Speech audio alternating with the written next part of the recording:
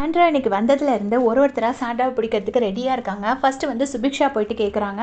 சுபிக்ஷா போயிட்டு என்ன கேட்குறாங்கன்னா, நீங்கள் என்னை பார்த்து ஸ்கூபி டூன்னு சொன்னீங்கல்ல அப்படின்ன உடனே, இல்லை இல்லை அது வந்து நான் ஒரு கார்ட்டூனில் உள்ளது, கார்ட்டூனில் உள்ள டாக் தானே, பப்பி தானே, அதை தானே நான் ஸ்கூபி டூன்னு சொன்னேன்னொடனே, இல்லை வீட்டில் அம்மா அப்பாலாம் ரொம்ப வருத்தப்பட்டாங்க என்னை பார்த்து நீங்கள் நாயின்னு சொன்னீங்க அப்படின்னோடனே, ஐயோ நான் சாதாரணமாக தானே சொன்னேன், அது ப்ளேஃபுல்லாக தானே சொன்னேன் அப்படின்னு சொல்லிட்டு சொல்கிறாங்க. இல்லை அதுக்கு அர்த்தம் நாய் தானே அப்படின்னு சொல்லிட்டு சுபிக்ஷா திருப்பவும் கேட்குறாங்க.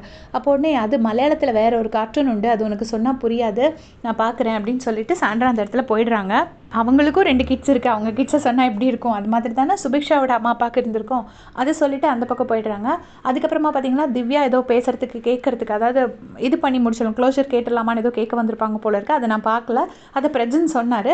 அப்போது அந்த இடத்துலேருந்து எஸ்கேப் ஆகி சாண்ட்ரா போயிடுறாங்க, க்ளோஷர் கொடுக்க வேண்டான்னு. இப்போ கனியக்கா வந்து பிடிச்சிட்டாங்க.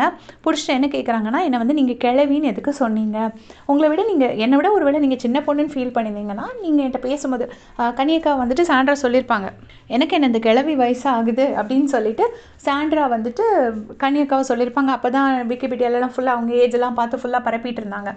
அதை சொன்னதை கட்டிட்டு நீங்கள் ஏன் அப்படி சொன்னீங்க, ஒருவேளை நீங்கள் சின்ன பொண்ணுன்னு ஃபீல் பண்ணுங்கள், என்கிட்ட டேரெக்டாக சொல்லியிருக்கலாமே அப்படின்னு சொன்னோன்னே, ஐயோ நான் அது மாதிரி சொல்லலை, அது ஒரு டைமில் நான் அந்த ஒரு வார்த்தையை சொல்லிட்டேன், அதுக்கப்புறம் நான் அதை தப்புன்னு ரியலைஸ் பண்ணிட்டேன், அதுக்கப்புறம் நான் அந்த வேர்டு யூஸ் பண்ணவே இல்லை, எங்கேயாவது ஒரு இடத்துல உங்களை பற்றி நான் தப்பான ஒரு வார்த்தை யூஸ் பண்ணனா அப்படின்னு சொல்லிட்டு சாண்ட்ரா கேட்குறாங்க.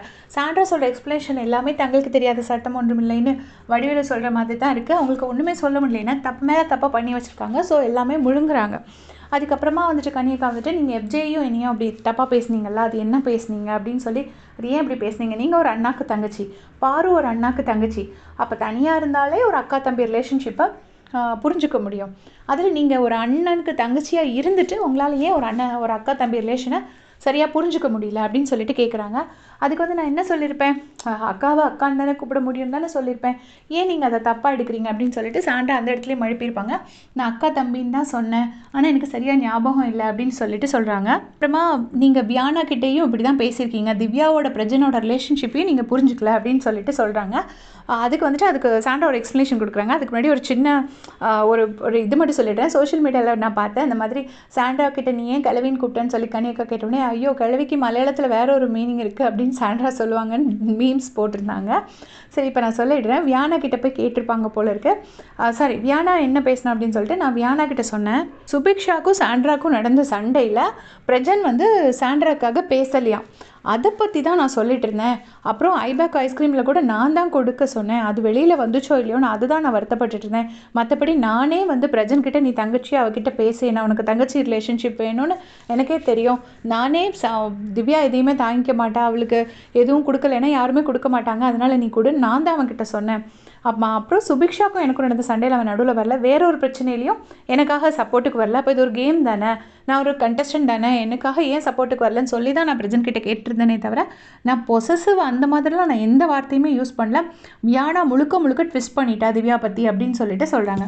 உடனே கனியக்கா அதை அக்செப்ட் பண்ணிக்கிறாங்க. அப்படியா, அப்போ அது எனக்கு தெரியாது, நீங்கள் என்னை பற்றி பேசுகிறனால நான் அதையும் உண்மை நினச்சிக்கிட்டேன் அப்படின்னு சொல்லிட்டு அந்த கனியக்காவையும் எஃப்ஜேயும் பற்றி பேசியிருப்பாங்கல்ல, சாண்ட்ராவும் பார்வதியும் ஒரு கட்டில் வச்சுட்டு பேசியிருப்பாங்க, அதை பற்றி கேட்குறாங்க. அப்புறமா வியானா ஏதோ மழுப்பிடுறாங்க. அப்புறமா கனியக்கா வந்துட்டு, ஏதாவது ஒன்றுனா டேரெக்டாக பேசிடுங்க, இப்போ உங்ககிட்ட வந்து நான் இதை கேட்காம உங்களை பார்த்து நான் சிரிச்சுட்டு என்னால் போக முடியாது ஃபேக்காக, அதனால தான் உங்களை கூப்பிட்டு வச்சு மொத்தமாக கேட்டுடுறேன் அப்படின்னு சொல்கிறாங்க. உடனே சாண்ட்ராவும் ஓகேன்னு சொல்லிட்டு அந்த இடத்த விட்டு எந்திரிச்சு போயிடுறாங்க. உண்மையிலே பார்த்தா ஒருத்தரையாக பார்த்து அந்த இந்த ஜோக் கூட தான் கம்பேர் பண்ணி போட்டிருந்தாங்க.